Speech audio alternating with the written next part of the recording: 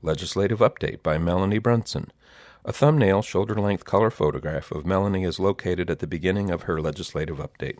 The depiction shows her with dark glasses and an extremely faint smile. There is no caption with the photo. New administration, new VA secretary.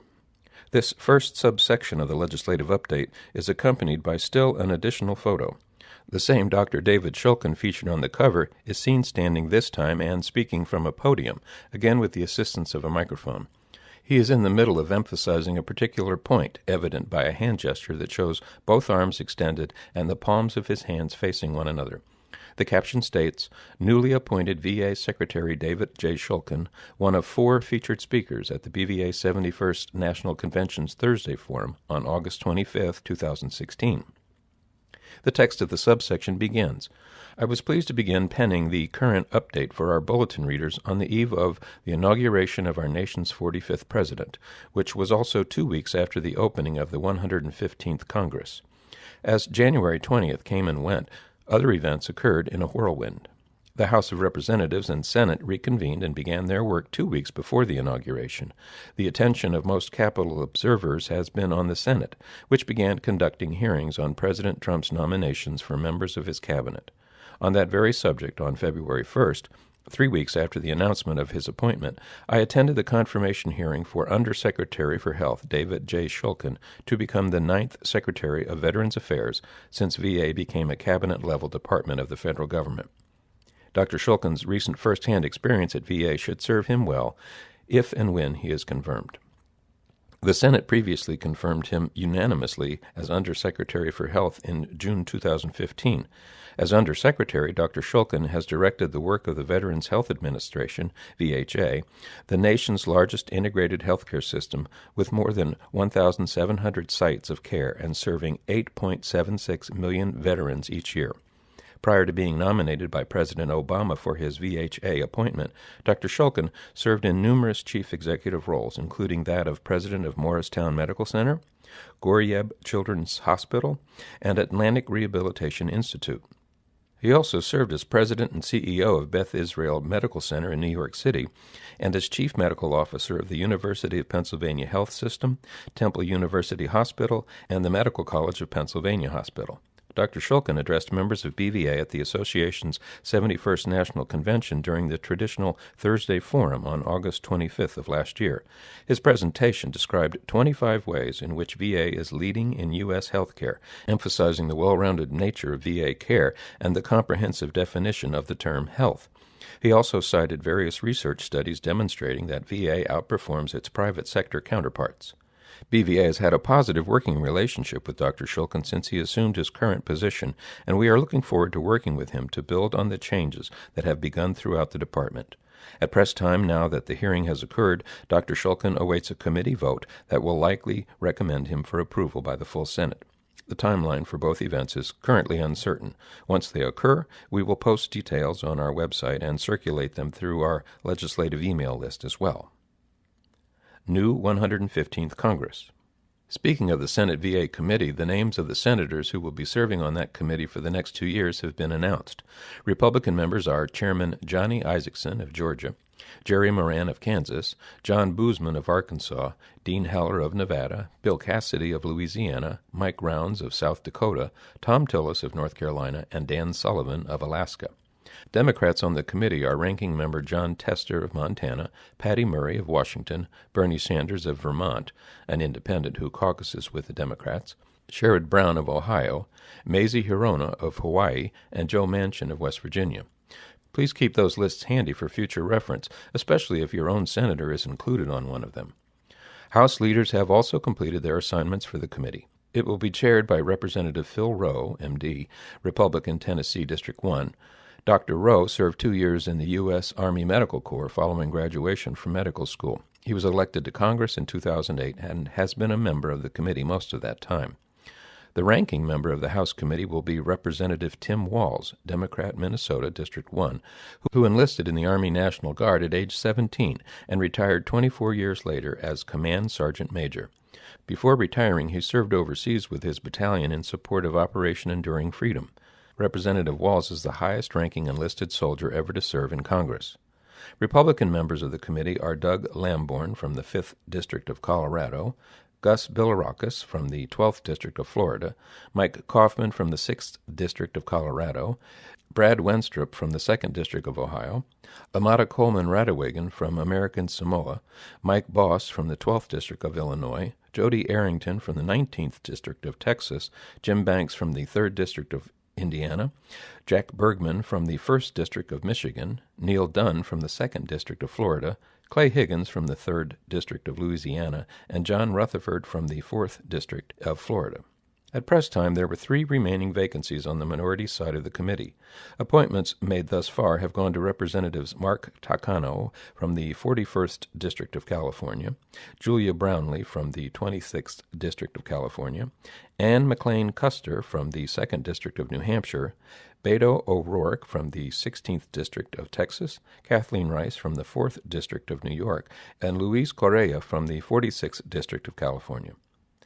Early House legislation. At the same time the House committee and subcommittees are organizing, the Chamber has begun acting on some legislation. Several pieces containing provisions on which the House failed to act last year have been reintroduced and brought to the floor during the first week of the new session. 3 such bills may be of interest to our bulletin readers.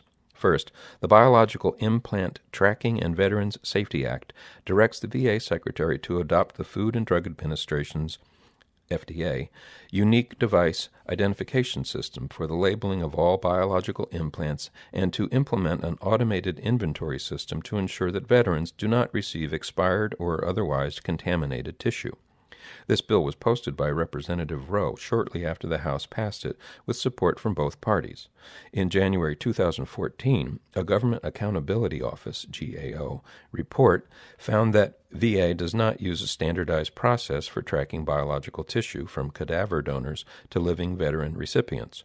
In the event of a recall, it would often be impossible to track down which patient received contaminated tissue.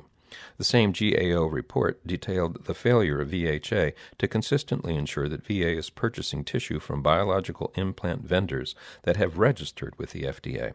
This bill is meant to remedy this shortcoming. Secondly, the Ensuring VA Employee Accountability Act, introduced by Representative Ryan Costello, Republican, Pennsylvania District 6, would require all reprimands and admonishments given to VA employees to remain in their file as long as they are employed by the department. Under current policy, an admonishment and reprimand can only stay on an employee's record for 2 and 3 years, respectively. The House also approved this bill. A third bill, H.R. 369, would eliminate the sunset of the Veterans Choice Program.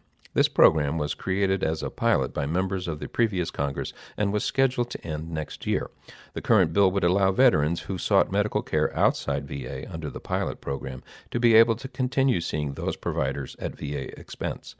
H.R. 369 was referred to the House committee. We will keep you posted on its progress. Annual testimony fast approaching. In other legislative news, BVA has once again been invited to testify at a joint hearing of the House and Senate VA committees relating to our legislative priorities for 2017. We have, of course, accepted this invitation, and Dale Stamper will present his testimony on March 22nd. Fortunately, the hearing will take place while members of the BVA Board of Directors will be at the national headquarters for their midwinter meetings, so we are looking forward to the possibility that the entire board will be able to go to Capitol Hill to witness Dale's presentation to Congress. It is also likely that the hearing will be streamed live online. If you are interested in following it, please check the BVA website for details. We will post these details once they are made available, at least a few days before the hearing. Possible repeal of Affordable Care Act. Another news item that may be of interest concerns the votes taken this past week in both the House and Senate to approve a series of resolutions relating to the federal budget for fiscal year 2018. Those budget resolutions also included language that is meant to start the process of repealing the Affordable Care Act. Republican leaders wanted to start this process early in the congressional year in order to give the new administration a quick win on one of President Trump's campaign promises. In spite of growing concerns among both Republicans and Democrats about the specific details of the repeal legislation, the measures passed both houses with only a handful of Republican votes against it. Now the task of working out those details begins in earnest. Members of Congress from both parties are calling for the repeal and replacement to occur at the same time, but they have yet to agree on how a new law should look. Many will be looking to the executive branch to weigh in and help shape the legislation. Stay tuned for more on this subject as the situation develops. VA Healthcare Application Issue. At the end of June, VHA announced a new process to make it easier for veterans to apply for VA healthcare. Shortly thereafter, BVA learned that there were some significant accessibility issues with the new healthcare application unveiled by VHA. Users of screen readers had difficulty because the system had improperly labeled fields throughout the form, thus making it impossible for a blind person to read the form and fill it out independently. BVA's accessibility officer, Claudia Belk, worked with VA to ensure that these issues were addressed promptly. It appears that the adjusted form is now accessible to screen readers. We will keep you posted as related accessibility issues arise. BVA continues to work with the VA Accessibility Office to address these problems. Keeping in touch. As additional bills are introduced in either House of Congress, we will post information about them on the BVA website and send updates through our legislative email list.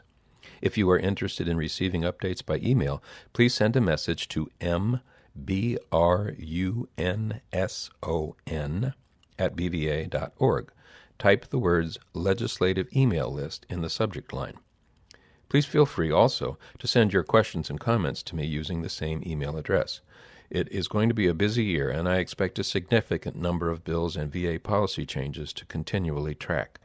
The email list is a great way to get timely updates between issues of the BVA Bulletin. We look forward to working with our BVA members throughout the year ahead, and thank all of you in advance for your interest and assistance.